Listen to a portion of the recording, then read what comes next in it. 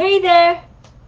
Welcome to Colorful Teaching for You. I am Charlotte, and today we are going to be talking about 3 different ways that you can integrate work-life balance into your day, but really within your classroom. What can you do within your classroom right away so that you can go home and enjoy your time, whether it's with friends or if it's just with your family? So, I don't know what your why is, but for me, I want to go home and I want to spend time with my baby. And so one of the things that I realized before was I used these 3 steps a while ago when my grandmother-in-law was really sick and I was trying to get from work to home. So I was just on the go all the time and I was working all of the time. But now I'm going to use these 3 strategies in a new way where I get to work at home or at work, and then I get to leave work there and then come home and be with my son and the rest of my family. That's pretty cool. So I'd like you to think about your why, because when things get a little bit rough, when there's a lot of work to do, you're going to be thinking about that why as you move on to the next 3 steps. So step number 1 is plan out your prep. So what I mean by plan out your prep is, well, during your prep time at school, what I want you to think about is what can you do to maximize that time. So if you watched last week's video, we talked about unit batching. So if you already done and create all your units, then what you're doing during this time is copy paste, and you're creating your day plans for your students. That's it.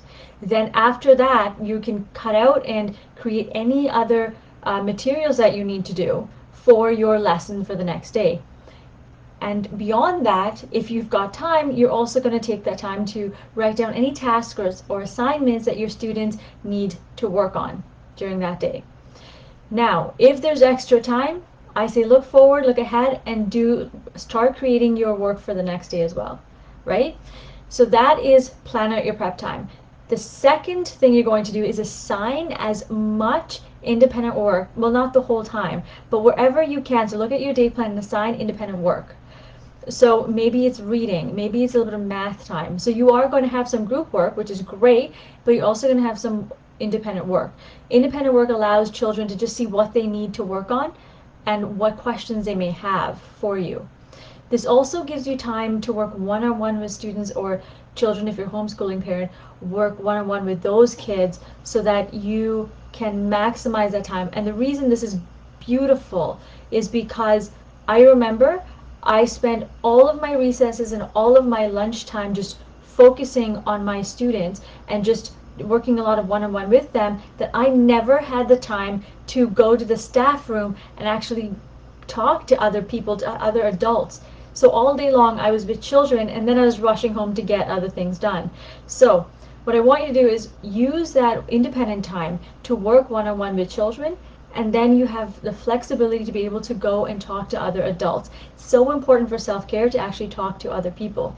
Now keep in mind, when you're actually working with them on independent work, this should be pre-taught every single year, specifically before a break. So if they're coming from spring break, if they're coming from now summer break, or even Christmas break, don't assume the other teachers taught them or that you've taught it to them so they remember.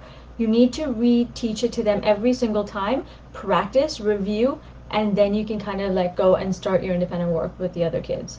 Okay?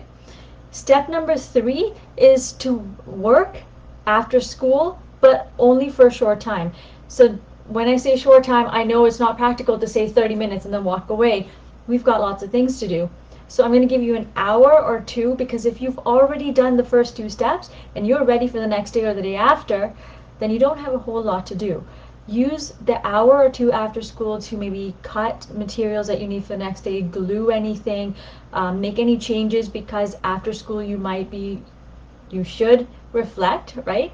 What worked, what didn't work, what needs to be changed. Maybe you need to tweak a lesson and then do it again, or teach something completely different because something went wrong, or advance it a little bit because the kids just got it really quickly and you need to differentiate for the next day. So make those changes, and then when your 2 hours is up, or when you are done, it's time to close up and go. Now, you might need to spend a little bit of extra time some days if, meetings come up, because those things can't be helped. Maybe you have to meet with a parent, maybe you have to meet with the district, somebody from the district or your principal, whoever it is. But make sure you're doing it for an hour or two, and then you're going home and you're spending time with your friends, your loved ones, or whatever it is that you want to do.